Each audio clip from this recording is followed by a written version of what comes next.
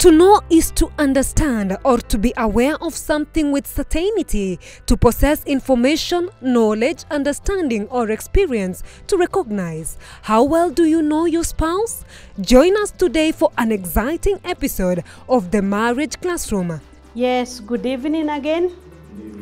Yes, we are back to our class, the Marriage Classroom, where we keep on learning and we are not graduating. Because we are in here for life, isn't it? And the plan is, and the desire is to enjoy our marriage, not to endure. And so we are going to make sure that we have the best marriage that God intended, because He intends, and whatever He created, He said it was very good. So when He created man and woman and made them to be man and wife, or husband and wife, it was also very good. So, though the devil has made that marriage sometimes can be the institution where people even get hurt, get even killed, there is also the idea of God, because His intention was good, that two are better than one, and when people are in marriage, they can help one another grow. Remember, we have been looking at some of the alphabet, one of them of inspiring, okay? Where now you can inspire somebody to be better than they were. Maybe they came and they have no dream. When you have married your wife, pastor, let her now even know that she can also be one time be a preacher. Yes. You know, she said she used to feel very timid. But I know right now, by telling her, Grace, you can be able. Today you are going to deliver the sermon. And she knows she has your backing. Then you are making an international preacher from her. Yes. You are inspiring her, and that is good. The same way, I think we have that mandate to push one another to the place they would have never gone when they were alone. But as long as they know, the whole world may not be behind them, but the most important person is giving me thumbs up. Yes. You inspire and you go. Yes, thank you. So today we go to another alphabet. We were at J, and we talked about joking, and I hope we are still joking, okay? Yes, and the word even joke makes one feel happy, because I'm telling you, there is nothing as nice as when people have time to have fun together. So after J, we have what? K. Okay. Now K, give me an action verb that can help improve our marriage and our relationship with one another. In our marriage, that starts with K. Yes, no, another one? Kindness. Yes, kindness. King, Action verb? Knock down. No. Knock. Inaweza kunok, si kumgonga, unamnok na vile, vile mtu anasema ameninoki, maybe vile umekaa uko poa sana, umemnok. Anyway, any other? Yes, kind,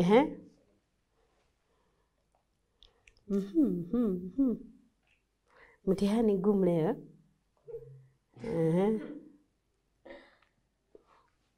Okay. Maybe the one she has said is what we will go with, and that's also what I had. No.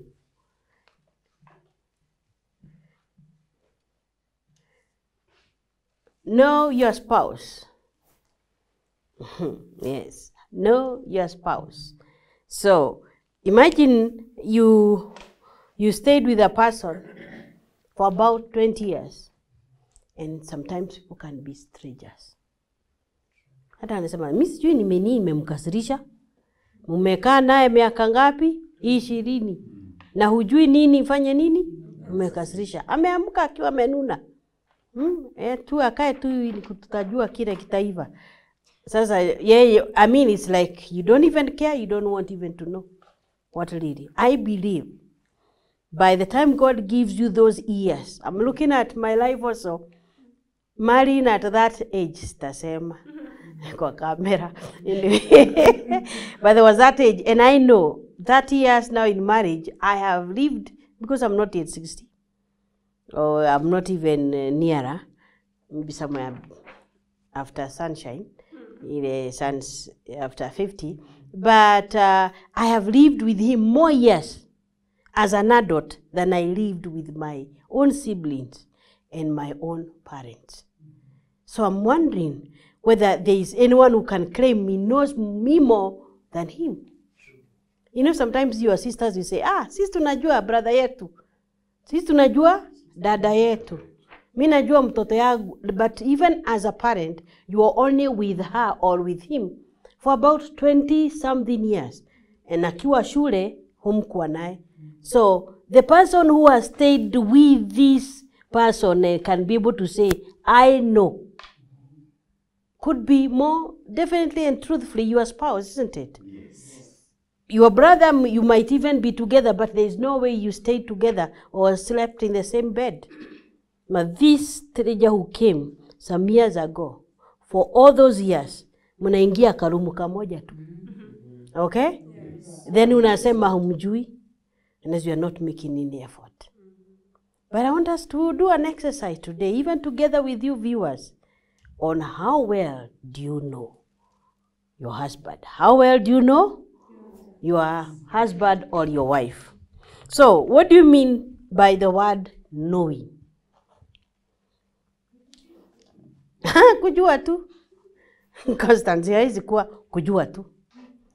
You know, you realize that there is this word that is used in King James.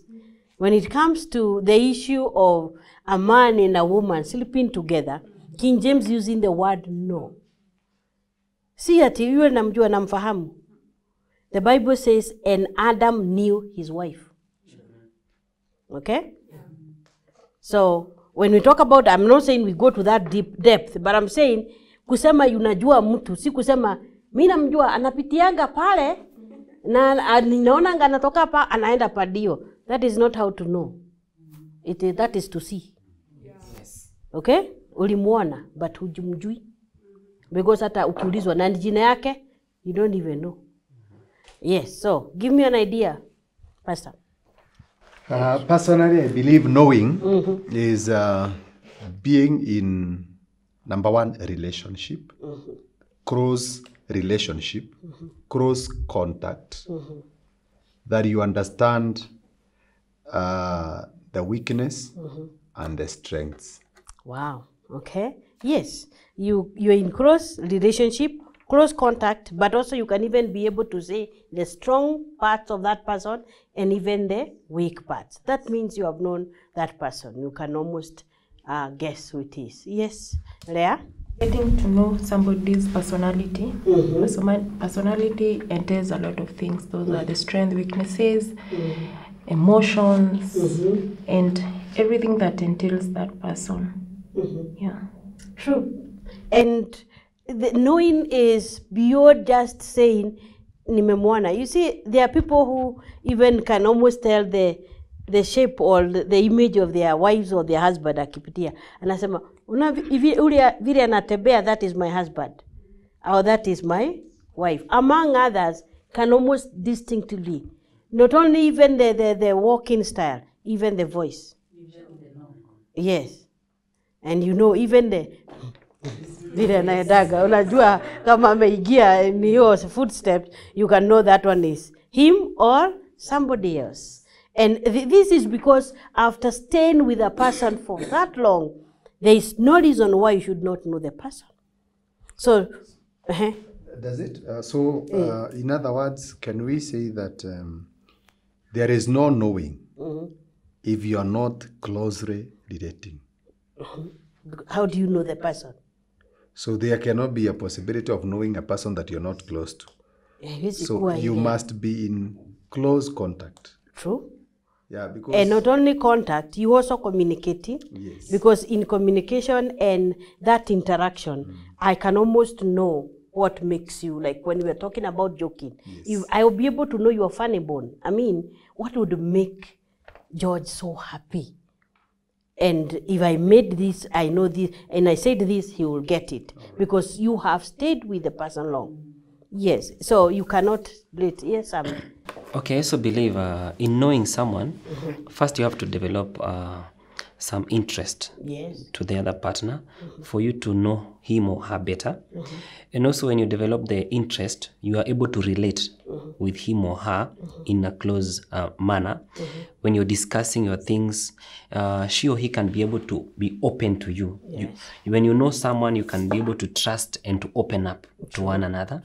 But when you don't know someone, it is very rare or hard for you to open up. You can find someone, or maybe a husband or a wife, opening to a close friend than how he can or she can open to the husband. Yes. I think because they have not related or come to a place or in contact, a place where they can open to one another. You see, nasema kwamba tufunguliane moyo.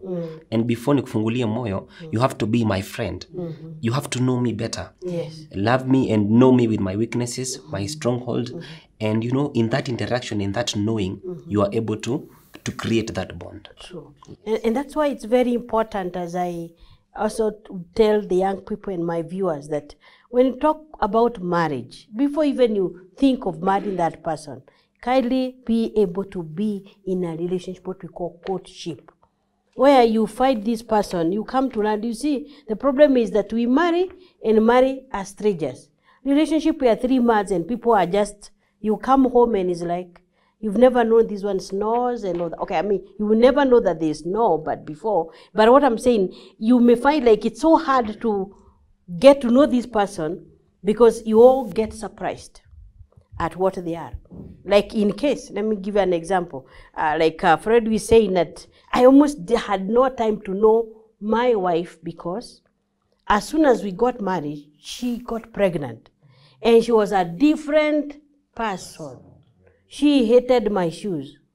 I would not even come near with my shoes, and they had to stay outside. I mean, there are so many things that were mine that she hated, and I almost thought she hated even me.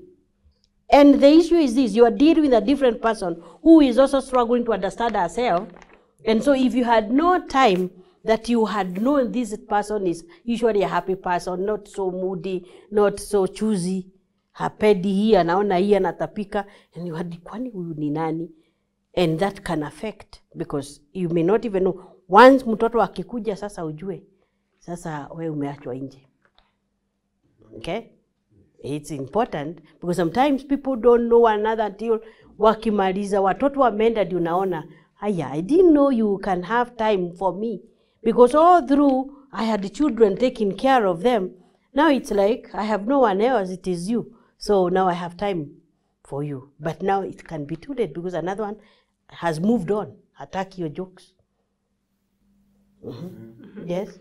I wanted to share a personal experience, though I will not go into details, because I think this courtship time entirely depends on how open you are and how ready you are, because mmoja amesema, pastor amesema kufungulia mtu moyo.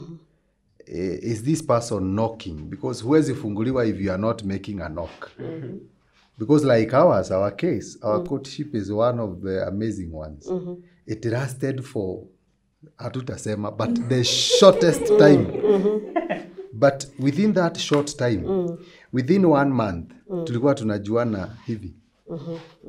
Because we were so determined and to one another, and therefore we got to know one another within a very short time.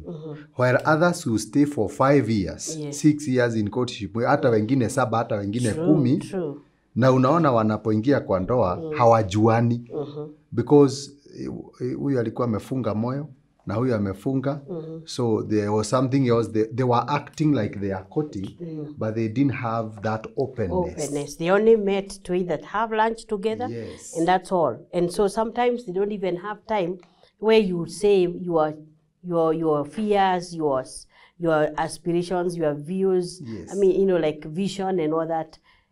So you never know who is this person. And I'm having an issue where I also have had some people who say, we were friends we dated for 7 years, but they are having issues because they have no time to spend with one another. They married and each of them is on their own. It's like once they settle, huyo mwingine anatakuja usiku, and that can affect the marriage. Yes. So when you talk about knowing, it is to understand or be aware of someone or something with certainty. So you are aware not only about it, but you are certain. So you are not like trying to guess. So there is the certainty. You are certain that this is what is true.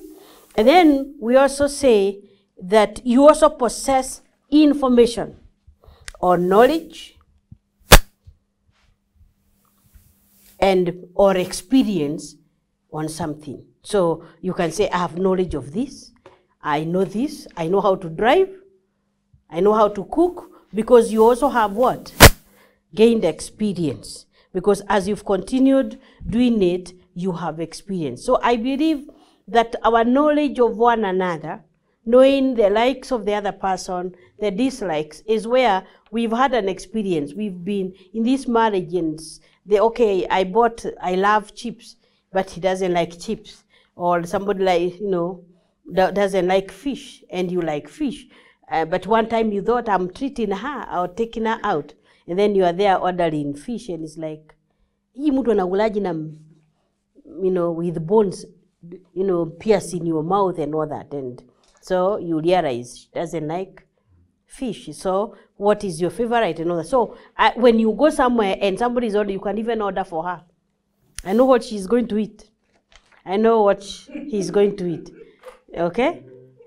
Because you already have had knowledge or experience. There are some people you go there unasema, so unaweza serve your husband.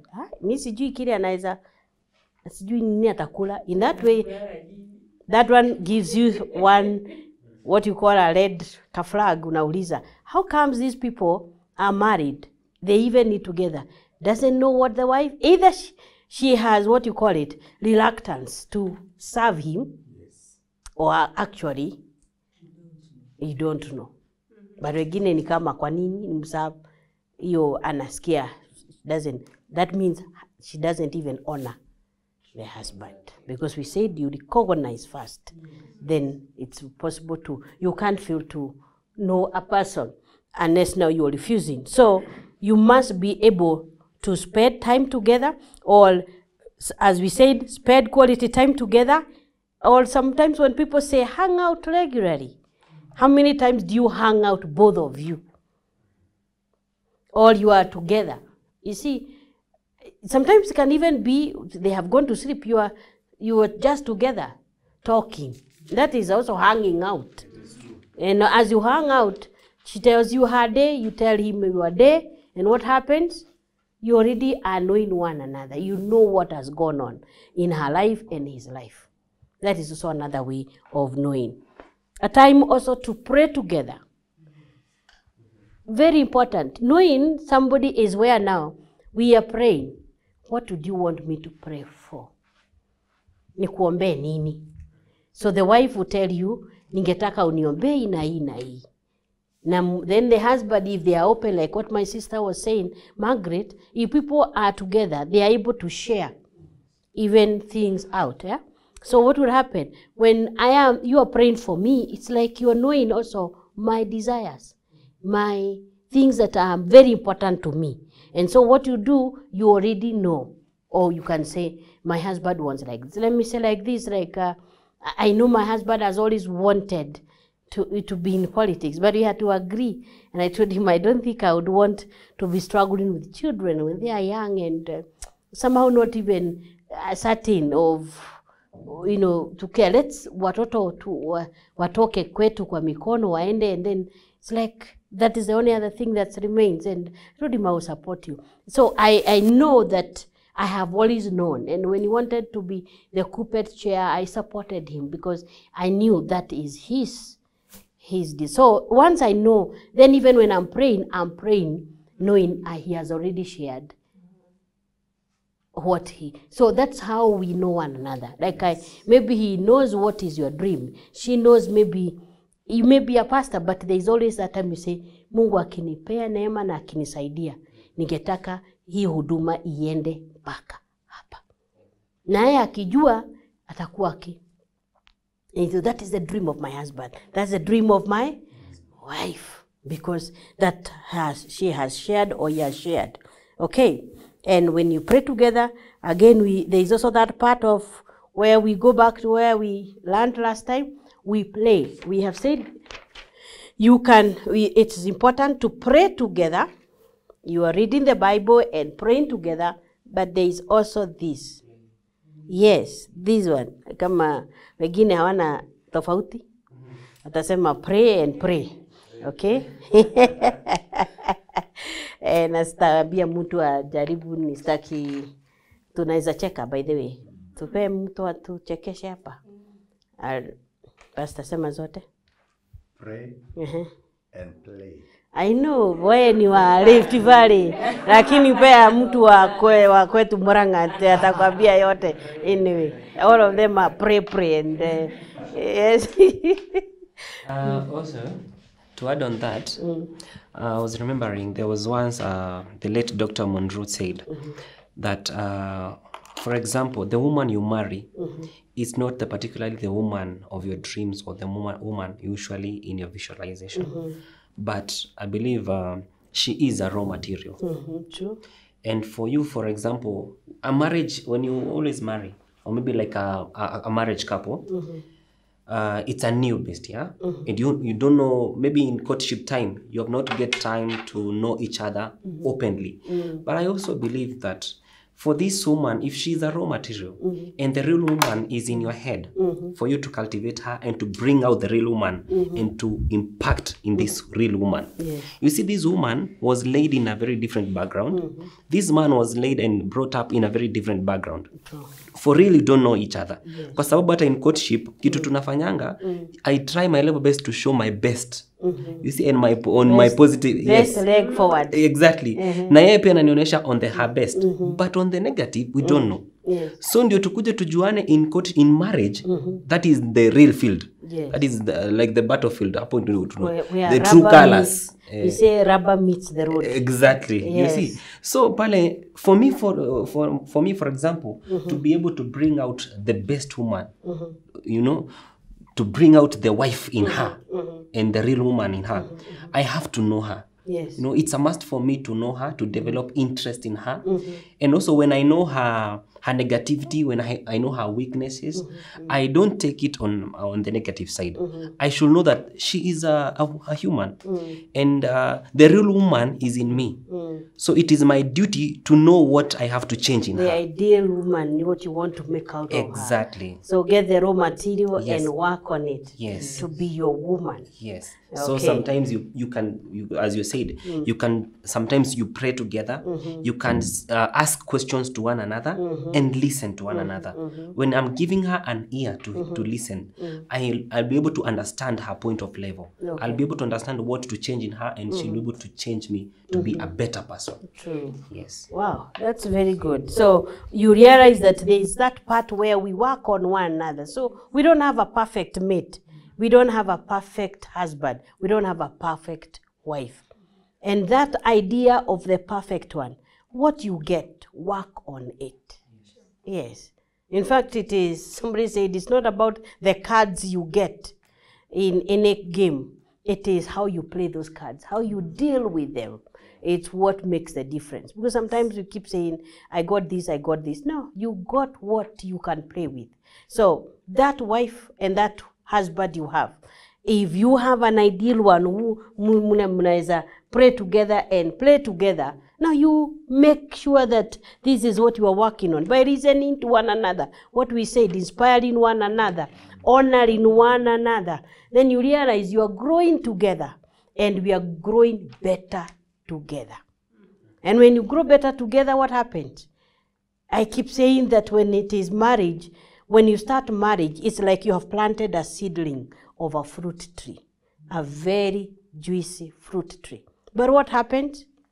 We don't keep every day watering it and putting in manure and all that. It will not bear fruit. And we all lose. If it goes there and it's so shriveled, it is just looking like how your marriage is. But go get that tree where everyone wakes up in the morning. It's not saying, Grace, ni wewe, it is your time. Ni tani yako kuweka maji But I'm very busy, so it gets neglected that day. It retards.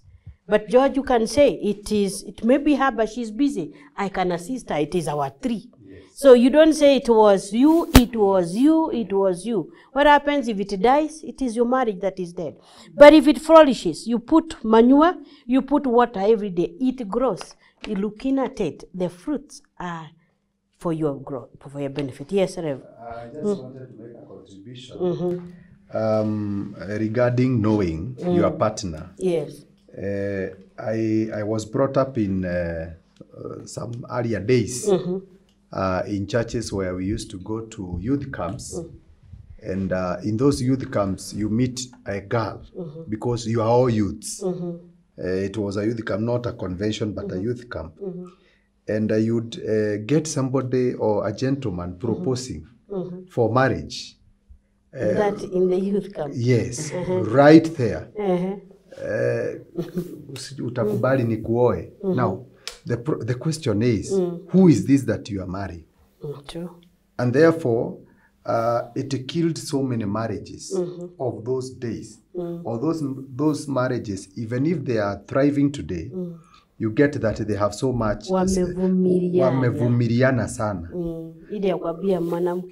Yes. But I believe that in order for me to know my wife, then there is the genesis of a marriage, and it should emanate from friendship. True. Friendship.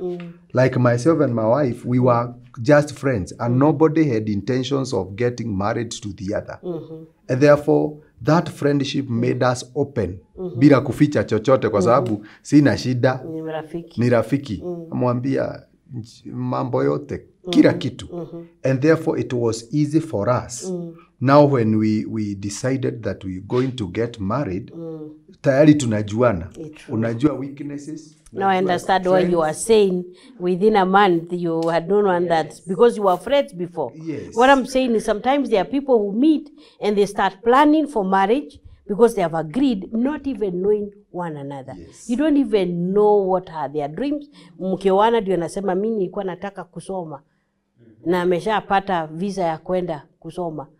And another one says, I've always wanted to, to go to politics. Yes. But you have always said, I never want to marry a politician. Okay? So, but you never shared your dreams or your goals. So it is very important, as you say, it is good that we have time to discuss, we say share, listen to one another's stories and history and dreams, goals, aspirations. That way you can almost say, I know the other person. And when you can also be shared to, and discuss some interesting topics together. Even books, people share books and all that, many things. And one of the important things is spend many years together. And not ziwe zimehesabika, useme ni 30. Lakini ukihesabu yale muda mumekuwa pamoja, isipokuwa ya kati ile ya usiku, kwa sababu lazima muwe ndani ya kitanda moja, then there is very little time you have spent together. Outside the bed or in the bedroom, huko nje, you have very limited time. In fact, you cannot say you know one another. So it's important that we realize that when we spend those many years together and we have time to share and time even to tell one another all our goals and aspirations, then we can say that we know somebody in certainty.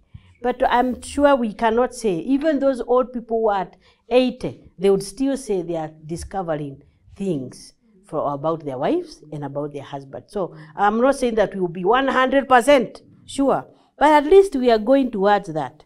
And that's what we are going to test now. When we come to the discussion, get a pen and a paper, and you're going to answer some questions. Now, the problem is that I don't know whether we will be able to know whether you've gotten them, because hatuna yule atakutupea your marking scheme. Next time mkuje na yule yako na marking scheme, ili tujue somewhere. Au nitakupea uende nayo nyumbani, imakiwe na ye unilete. That is true. Haya. Thank you. Let's prepare for the next discussion. Thank you.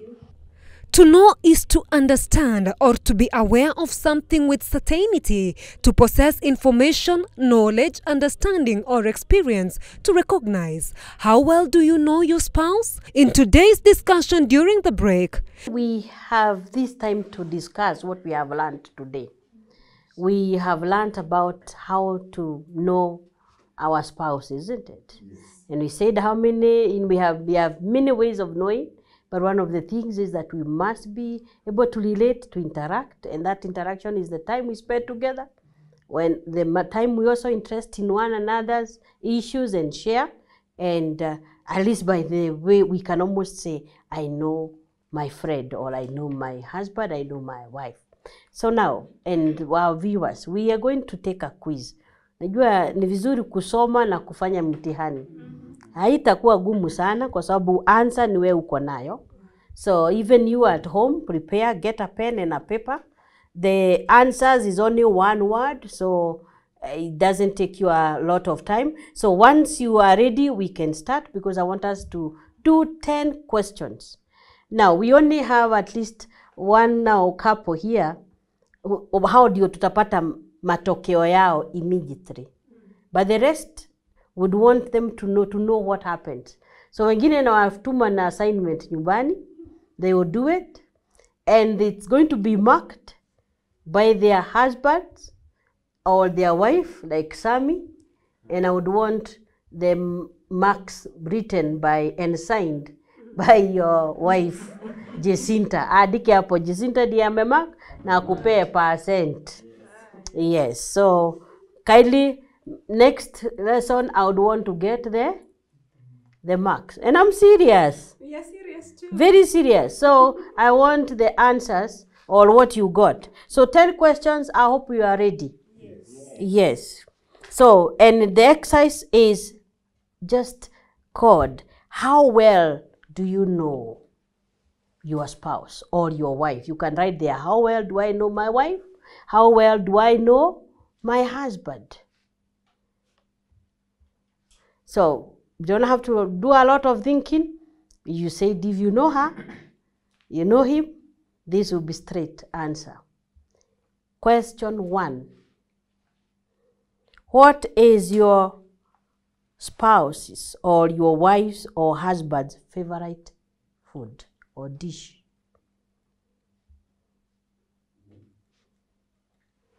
What do you think if you cooked, you'd say you've done it well, excellently? So, favorite food. And I said, like, if you go to a hotel, you don't have to wait for him or for her to come. You can order her favorite or his favorite food. The next thing, what is his or her favorite color? I know men are colorblind, but they still have that where you were to buy him a shirt, that would be the best. So what is his or her favorite color? What she sees, maybe even the pillows, the bed sheets and everything seems to be one color. So what is his favorite color?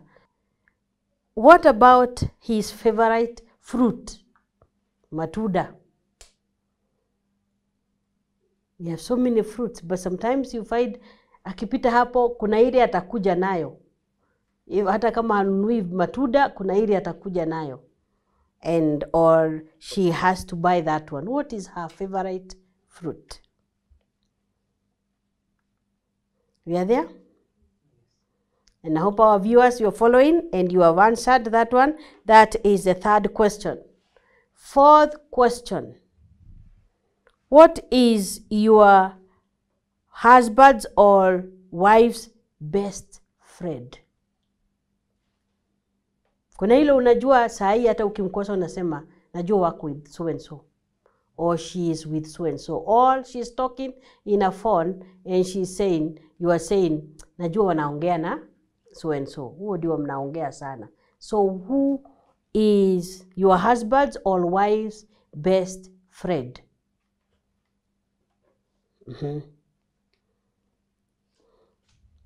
Matokeo ya wengine ni kama ya KCSE itatoka saa hii. So make sure your answers are right and good. Yes, question 5. Now, where did you first meet? The first time you met, where?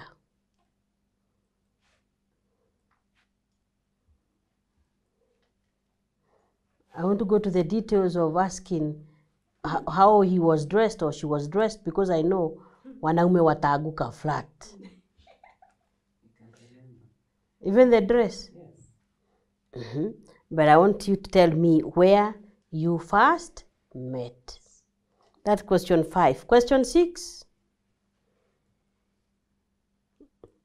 Now, that now goes to the fact that you either pray together, you read the Bible together. So this is a question that now comes to which is his or her favorite Bible character.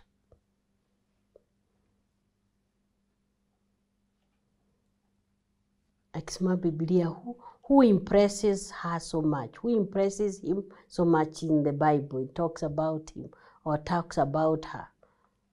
You know, there's sometimes you almost think he says, mimi huwa naona David vile alikuwa, you know, the courage. Or what I'm saying is, what is his favorite Bible or best Bible character? Let's see whether you know what they do. So, what work does your husband or wife do? What work does your husband or wife do? Others know. Huwa anafanya kazi kwa serikali. Kimuuliza kazi gani? Sijui. So, what, I'm not saying where they work, not the place. What type of work does he or she do? Number 8. Aya, kama mliongea historia, niambie hii. Which secondary school? I will not ask you primary because I know inaweza kuwa. Which secondary school did your husband or wife go to? Kama alienda secondary, na pengine kama hakuenda secondary, maybe you can also write primary. Kama alisoma shule, by now you should have known alisomea wapi. Kisurisuri primary, Menengai high school. Aya. So which secondary school is good? Then, now to the likes or dislikes. Which habit does your husband or wife dislike? What habit does your wife or your husband dislike or hate? You know, there is like, this one I can't stand. Maybe something says, I don't like people who do this. I don't like, you know, you doing this. What habit or what something doesn't like? And the last one. Number 10. What is her favorite game or kipidi? And it can be a game he plays or she plays or loves to watch on TV. Ngine tulisikia hapa hiyo mtu mwingine akiaguka hapa viboko. Tulisikia ingine hapa when the other class. What is his favorite or her favorite game to play or to watch on TV?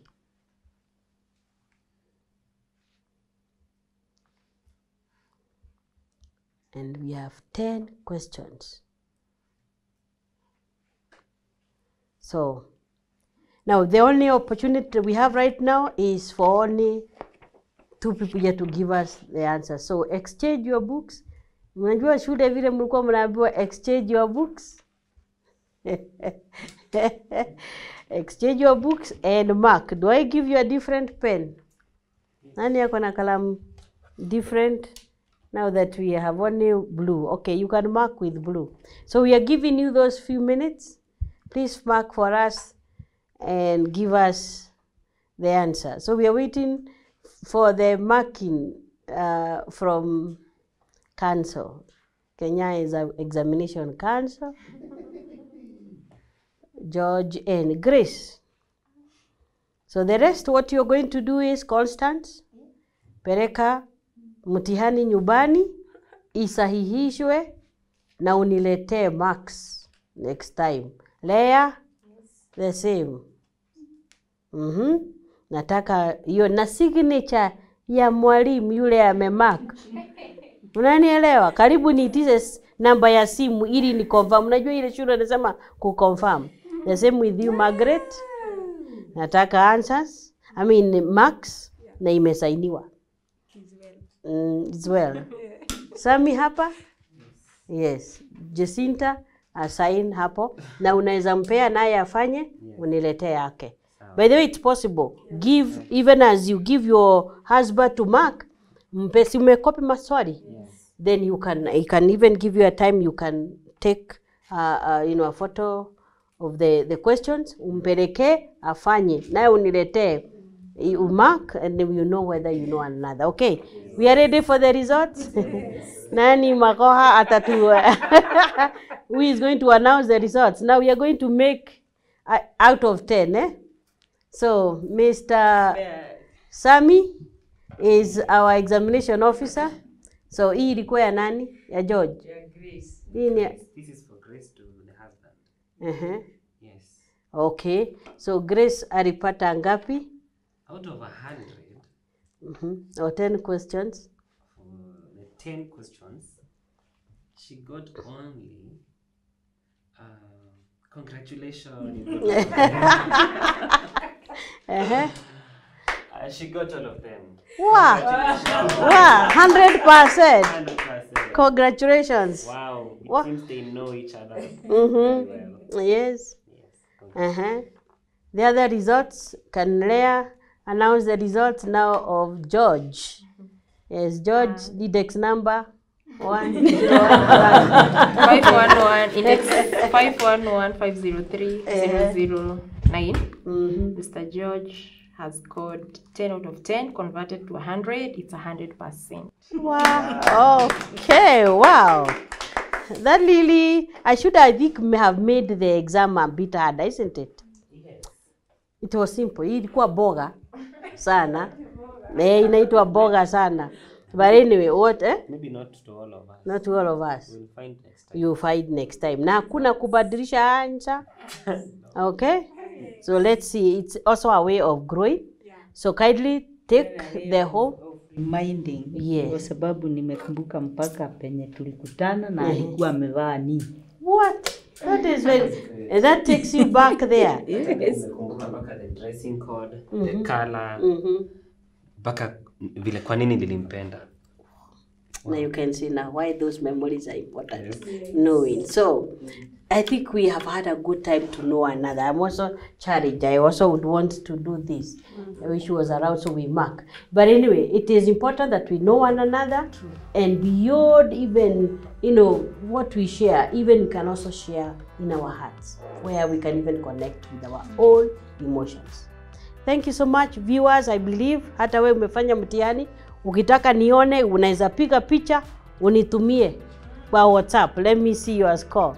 And even our camera people here are going to do. They are wengine nitafuata watatupea results. Thank you so much, our viewers. God bless you. God bless you. Thank you. To get the notes of today's lesson, visit www.mbcimedia.com/TMC. Catch the repeat of this episode on Tuesday at 10:30 p.m.